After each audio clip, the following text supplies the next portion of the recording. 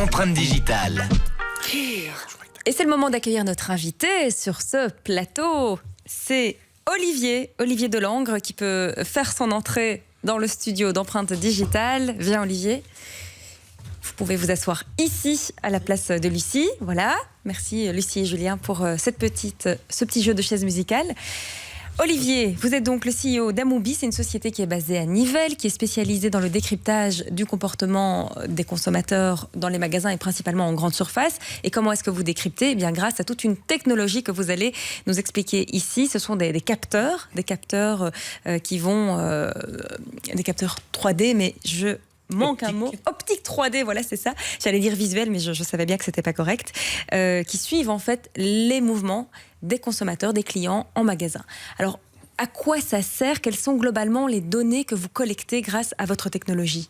Le principe est assez simple, c'est que dans un magasin, on sait tout ce qui sort, on sait tout ce qu'on achète, on sait les cartes de fidélité, mais on sait rien de ce qui se passe à l'intérieur du magasin, on sait rien de ce qui se passe avant l'acte d'achat.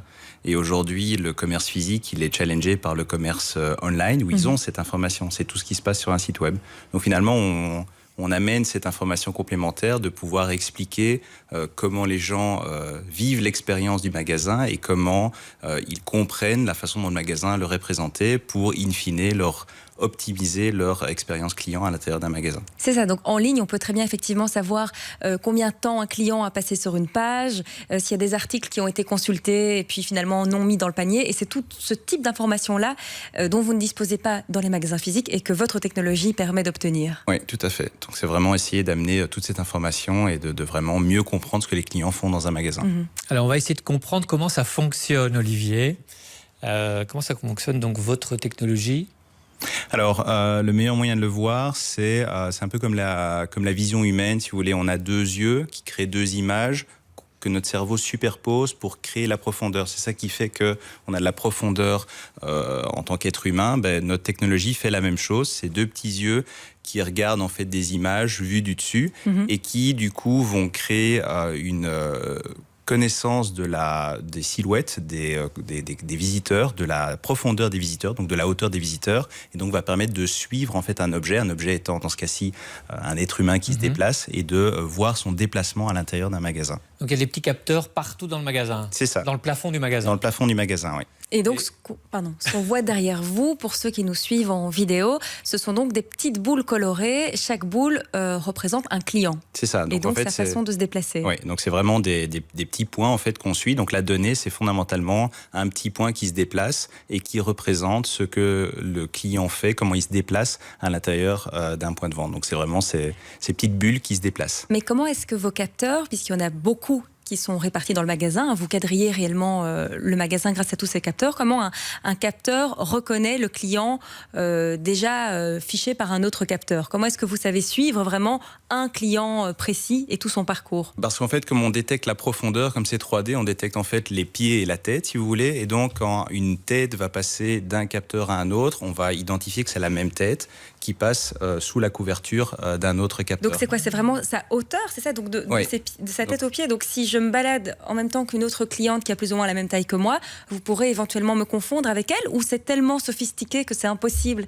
Non, de parce que mélanger justement, vous n'êtes pas au même silhouettes. endroit. Donc, quelque part, le moyen de flouer le système, c'est si vous allez près de quelqu'un d'autre et si vous faites un gros câlin.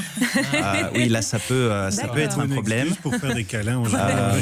Les free hugs, ce sera pour perturber les capteurs d'Amoubi. C'est assez peu fréquent. Amélie Nothomb fait ses courses avec son chapeau et qu'elle enlève son chapeau. Ça peut être un problème. Ça peut être un problème. Et est-ce que vous arrivez à différencier, justement, je me disais, les enfants qui font les courses avec leurs parents ne sont pas vraiment des consommateurs. Vous arrivez à différencier les enfants des parents ? Est-ce que c'est vraiment un consommateur dont les informations sont utiles ou pas ? Donc ce qu'on fait, notre approche est plutôt de retirer les enfants. Comme ça détecte la hauteur, en fait, en dessous...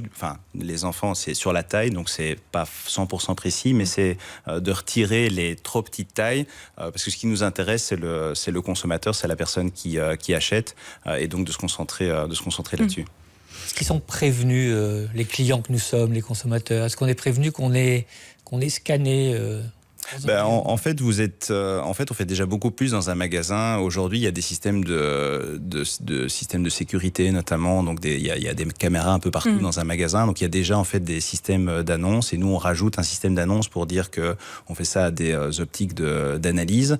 La profondeur de la donnée acquise est quand même beaucoup moins importante puisqu'on ne stocke aucune image, c'est vraiment juste des XY, des positions des clients, et ce qu'on fait, c'est analyser l'ensemble des parcours, c'est pas individuel. Pourquoi ? Parce qu'in fine, notre recommandation, c'est comment un distributeur, un supermarché va proposer la meilleure expérience possible à ses clients, mais il n'a qu'un format de magasin, donc il doit proposer quelque chose qui est valable pour tout le monde. Donc ce qu'on regarde, c'est la masse, c'est ce qui se passe globalement pour l'ensemble des clients dans le magasin. Donc c'est vraiment anonyme.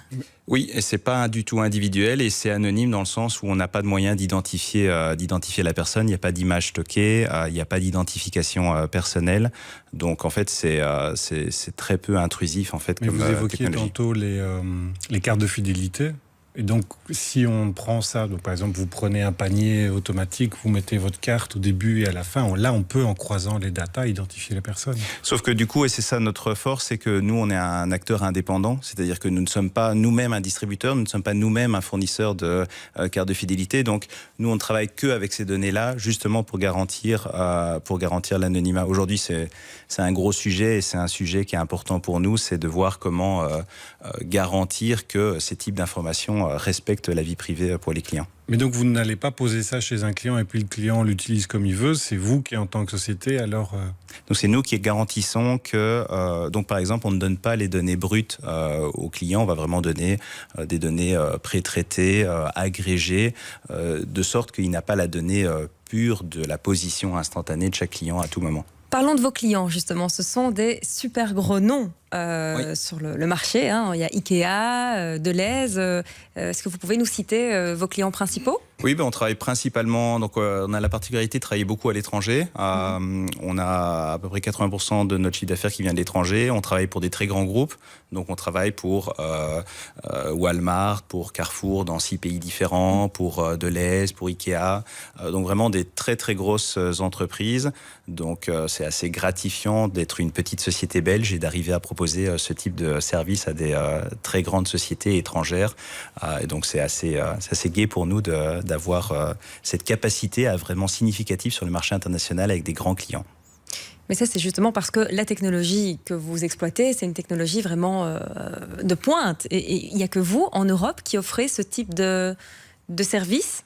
Oui, donc je dirais même que globalement, dans le monde, sur spécifiquement notre type d'analyse, qui est vraiment très spécifique, on est reconnu comme étant vraiment les meilleurs sur ces types d'analyse. Alors ça reste quelque chose de nouveau. On a vraiment une capacité d'innovation technologique qui nous a fait développer un produit qui est vraiment nouveau et innovant et différenciant.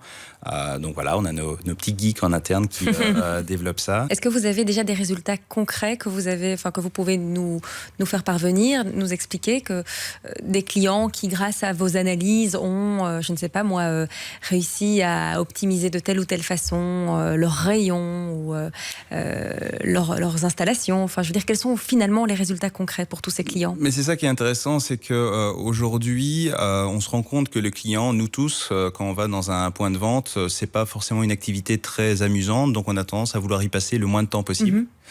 Et donc, on est en train de passer dans une évolution qui est que le magasin d'aujourd'hui, le magasin du futur, il doit être beaucoup plus efficace. Il ne doit pas nous emmener à traverser l'ensemble du point de vente pour nous obliger à acheter quelque chose. Parce que ça, je suis désolée, mais Ikea, c'est tout l'inverse. On parcourt je ne sais plus combien de, genre 1 kilomètre ou un truc comme ça. Oui, mais si vous regardez l'évolution d'Ikea, ces dernières années, on est passé d'un parcours tout à fait forcé à plein de petits raccourcis. Il y a des raccourcis, c'est vrai.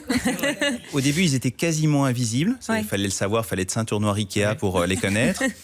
Maintenant, ils sont carrément mis en avant et visibles pour les clients parce que ça correspond à une vraie demande d'être beaucoup plus efficace. Donc, on a fait des projets où on a identifié sur certains types de produits où on se rendait compte, par exemple, je me souviens d'un projet où on se rendait compte que les clients oscillaient entre différentes parties de la catégorie. Donc, ils regardaient une fois au début et puis ils allaient tout à fait à l'autre bout de la catégorie. Donc, on voyait que la façon dont les produits étaient présentés les obligeait à avoir un parcours complexe, les obligeait à se déplacer un peu plus.